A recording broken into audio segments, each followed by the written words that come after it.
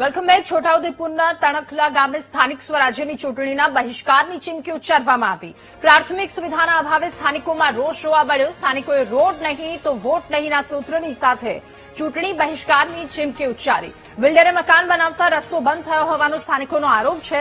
ઘરે આવવા માટે લાંબો ફેરો થતો હોવાનો સ્થાનિકોનો દાવો. તો પાક્કા રસ્તાના અભાવે ચોમાસામાં કાદવની પણ સમસ્યા થાય છે અને રસ્તો આપવા માટે અનેક વખત રજૂઆત કરવામાં આવી છતાં કોઈ પરિણામ ન આવ્યું હોવાનો સ્થાનિકોનો આરોપ છે. તાત્કાલિક ગામમાં જવાનો રસ્તો બનાવવાની સ્થાનિકોની માંગ છે.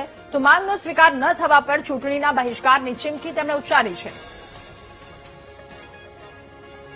અમારા ગામમાં આજે વર્ષો જૂનો જે અમારા વૈડવાઓ વખતેથી જે રસ્તો હતો સીધો બજારમાં જવાનો, એ ફક્ત ને ફક્ત 200 મીટરનો હતો. એની જગ્યાએ આજે આ બિલ્ડરોની મનમાનીથી કોતરમાં રસ્તો આપી દેવામાં આવ્યો છે અને રસ્તો બંધ કરી દેવામાં આવ્યો છે. જેના કારણે અમારા ફળિયામાં બધા મજૂરિયાત વર્ગ છે, બધા રોજ કમાઈને રોજ ખાવાવાળા લોકો છે. એમને આજે સીધું 2 થી 2.5-3 કિલોમીટર ફરીને જવું પડે છે બજારમાં. હવે એ જ રસ્તાના કારણે ખૂબ જ આ લોકોને તકલીફ પડે છે અને બધા અમારા આદિવાસી ભાઈઓ છે, બધા મજૂરિયાત વર્ગ છે. હવે અમે નક્કી કર્યું છે કે રોડ નહીં તો વોટ નહીં.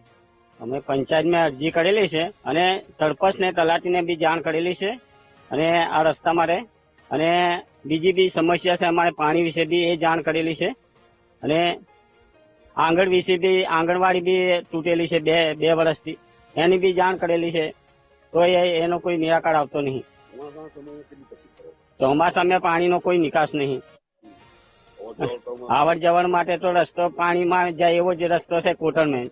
હા, સાકર ફળિયાનું કહેવાનું એટલું જ છે કે અમારા ગામનો જૂનો રસ્તો હતો, એ જૂનો રસ્તો બંધ કરી દેવામાં આવ્યો છે. હવે જૂનો રસ્તો જે છે એ રસ્તો ચાલુ કરી આપે એટલી માંગ છે. ને જો રસ્તો નહીં મળે તો વોટ નહીં, રસ્તો નહીં તો વોટ નહીં, એ જ અમારા ગામજનોની સમિતિ છે.